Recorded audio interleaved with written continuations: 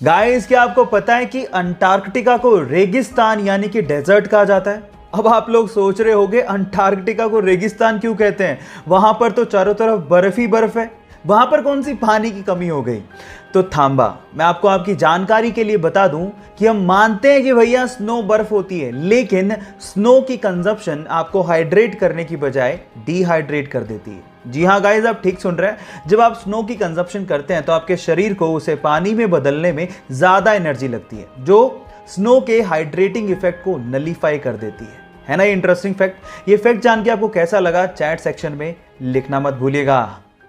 National geography ने एक बार एक पिक्चर शेयर करी और उस पिक्चर में एक जेलीफिश के अंदर एक फिश, रियल फिश दिखाई दे रही है। और ये पिक्चर एक्चुअली एक ऑस्ट्रेलियन फोटोग्राफर ने खींची थी। अच्छे से जांच करने पर पता लगा कि जेलीफिश ने उस फिश को खाया नहीं था, बल्कि वो फिश अपनी मर्जी से जेलीफिश के अंदर गई थी। जी हाँ, अक्सर अमूमन समंदर के अंदर फिश ऐसा करती हैं, वो जेलीफिश के अंदर जाती हैं अपने आप को प्रोटेक्ट करने के लिए, ताकि प्रेडेटर्स उन्हें खा नहीं लें। है ना ये अमेजिंग। और उसके अलावा वो उसकी स्पीड को भी अंदर रह के कंट्रोल करती हैं और एक व्हीकल की तरह उसे समंदर में यूज भी करती हैं। ये तो बहुत ही अमेजिंग नज़ारा है और ये पहली बार नेशनल ज्योग्राफी ने दिखाया था। ये इंटरेस्टिंग फैक्ट जान के आपको कैसा लगा, चैट सेक्शन में लिखना मत भूलिएगा। गाइज, आप लोगों ने लाइफ इंश्योरेंस, हेल्थ इंश्योरेंस और ऐसी बहुत सारी इंश्योरेंस पॉलिसीज के बारे में सुना होगा। जब आपको इन चीज़ों में नुकसान हो जाए तो आप कंपनी से क्लेम कर सकते हैं और वो आपको बदले में पैसा देती है। लेकिन क्या हो अगर कोई एलियन आपको नुकसान पहुंचा दे? क्या इसके लिए कोई इंश्योरेंस पॉलिसी के बारे में आपने कभी सुना है? शायद कभी नहीं सुना होगा।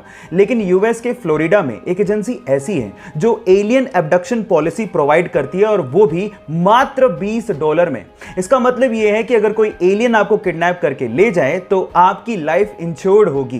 पहली शर्त यह है कि अगर आप इसको क्लेम करना चाहते हैं तो आपका किडनैपिंग के बाद अर्थ पे होना जरूरी है। और दूसरी शर्त सुन के आप शायद हैरान रह जाएंगे। इसको क्लेम करने के लिए आपको जिस एलियन ने किडनैप किया है उसका सिग्नेचर आपके पास होना बहुत ज्यादा जरूरी है। अगर इंडिया में कोई ये पॉलिसी बेच रहा होता तो लोग जरूर पूछते कि मेरे माथे पे कुछ लिखा है क्या। खैर, आपको ये फैक्ट जान के कैसा गाइस, अगर आपको भी ये लगता है कि ऑर्गेनिक फूड पेस्टिसाइड फ्री होते हैं और उसकी वजह से वो ज़्यादा हेल्दी होते हैं और नॉर्मल फूड इतने ज़्यादा हेल्दी नहीं होते as compare to organic food, तो आप लोग गलत सोचते हैं।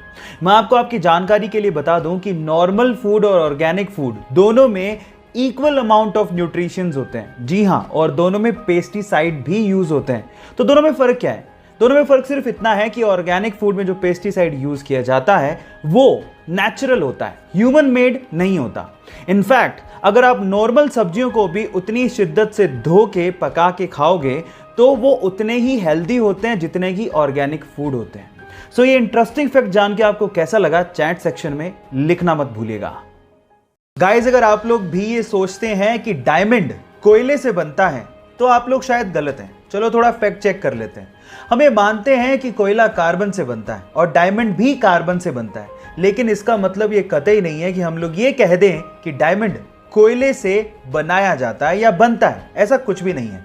मैं आपको आपकी जानकारी के लिए बता दूं कि जो कोयला होता है वो अर्थ से 2 या 3 किलोमीटर नीचे पाया जाता है और उसके साथ कुछ मेटल की इंप्योरिटीज भी होती हैं। लेकिन डायमंड एक्चुअली अर्थ से 90 किलोमीटर नीचे बनता है, और ये तब बनता है जब कार्बन बहुत ज्यादा टेम्परेचर और प्रेशर पे कंप्रेस हो जाता है ना। ये इंटरेस्टिंग फैक्ट। इसका मतलब ये हुआ कि डायमंड कोयला नहीं है, ये आप लोग ध्यान रखिएगा। ये इंटरेस्टिंग फैक्ट आप